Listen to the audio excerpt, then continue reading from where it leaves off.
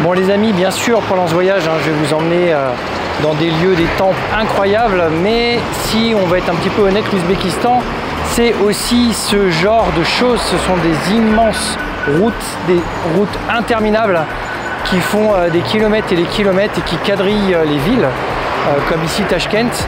On a des infrastructures comme ici, vous voyez le train, ça n'en finit pas. Vous voyez, c'est des, je ne sais pas combien elle fait de kilomètres celle-ci, mais c'est très impressionnant, comme les routes d'ailleurs qui relient les villes, comme on avait à l'époque été à Chilimboulak. C'est des routes qui tracent sur 1000 km, qui traversent le pays. Il ne faut pas oublier d'ailleurs que le pays c'est la route de la soie et qu'il y a certains adages qui sont liés sur cette faculté à la fois d'accueillir les hôtes, de pouvoir les laisser prolonger leur route.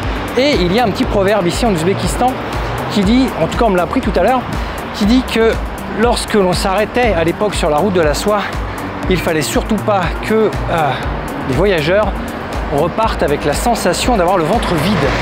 C'est très intéressant parce qu'il y a cette culture culinaire ici en Ouzbékistan qui est portée, je trouve, à son paroxysme, à la fois dans sa recherche des saveurs avec toutes ces épices, mais aussi dans cette, on va dire, cette maîtrise et cette capacité à faire du pain qui est absolument génial. Et je vais vous emmener justement dans ce petit bonus dans un restaurant unique à Tashkent, rare en Ouzbékistan et qui fait justement le plat traditionnel, le plof, le plat traditionnel ouzbek. On voit ça ensemble.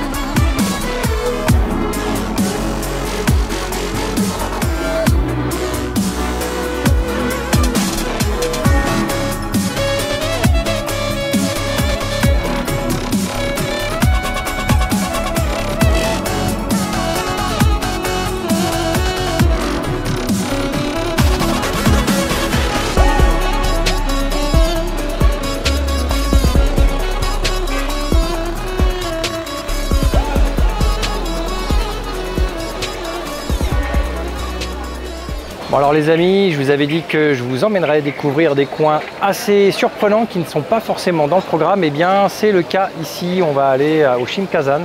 C'est un resto ultra traditionnel, je vous propose donc d'y rentrer ensemble, où on y fait le plat traditionnel ouzbek qui s'appelle le plof. Et ce plat en fait, il se fait dans des immenses marmites comme celle-ci. Ça c'est un kazan et celui-ci fait 3 tonnes. C'est une sorte de wok qui est tenu donc sur des fours qui servent donc à chauffer. On voit ici le bois, tout est manuel et il est entouré ce kazan de plein d'autres petits kazans comme ça, ici et là. Ceux-là font 80 kg et c'est hyper impressionnant. Autant vous dire qu'ici il fait quand même hyper chaud et beaucoup de monde travaille chaque jour pour réaliser ce plat traditionnel, le plof.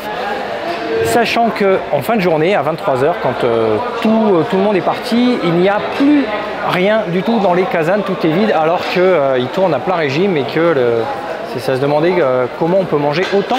Et de ce côté-là, on a des fours à pain. Donc le pain traditionnel ouzbek, je vous en vantais déjà un petit peu les mérites dans certaines vidéos d'il y a 10 ans. Et là, on est quand même dans un truc super bon. Donc voilà, je voulais quand même vous faire découvrir ce lieu complètement fou. Il n'y en a pas beaucoup en Ouzbékistan, des lieux traditionnels comme ça. En tout cas, ici, c'est le centre principal à Tashkent. Et il faut sortir sinon de la ville pour trouver, comme on l'avait fait dans les montagnes de Chilimboulak, quelques plats traditionnels.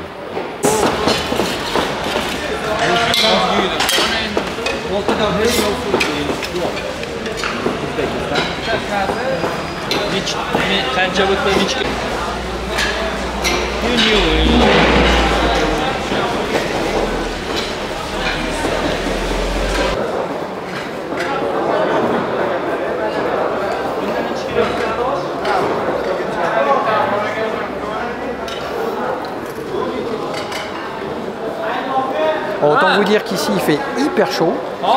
parce que c'est des dizaines de fours qui sont là les uns à côté des autres.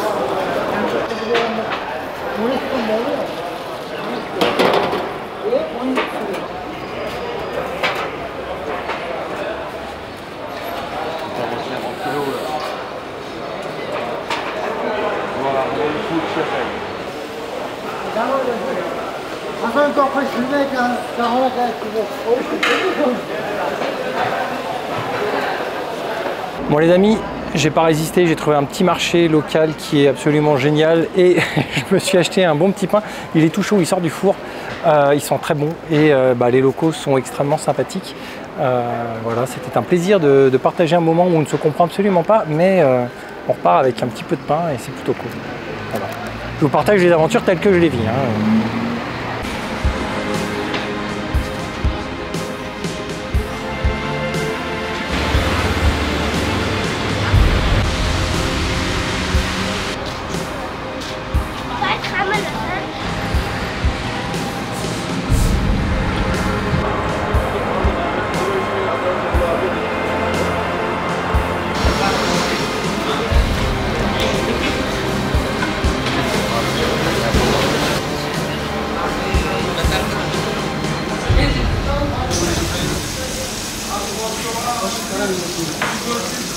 Bon les amis, ce soir on n'est plus en train de manger du plof, mais on mange du feid, qui est un autre plat traditionnel. Vous voyez, on a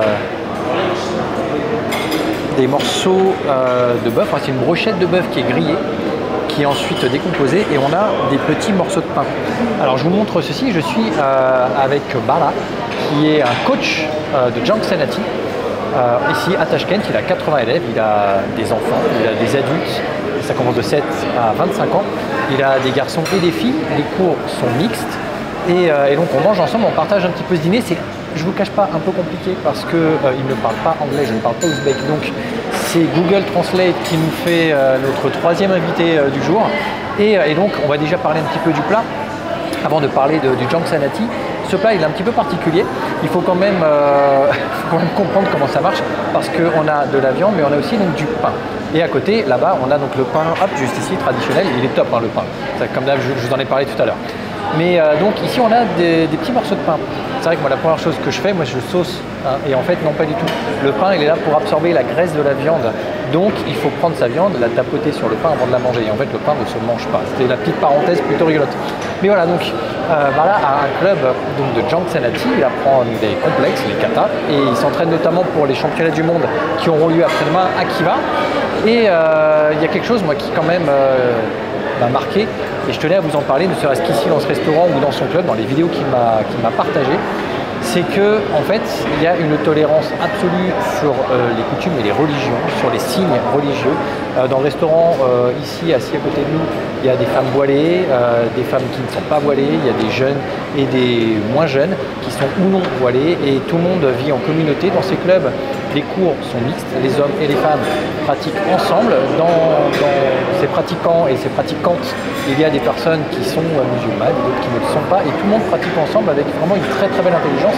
Et voilà, je voulais quand même le souligner. Donc on finit le repas et nous on se retrouvera dans une autre vidéo pour un tuto ou on va dire peut-être un éclairage un peu moins culinaire.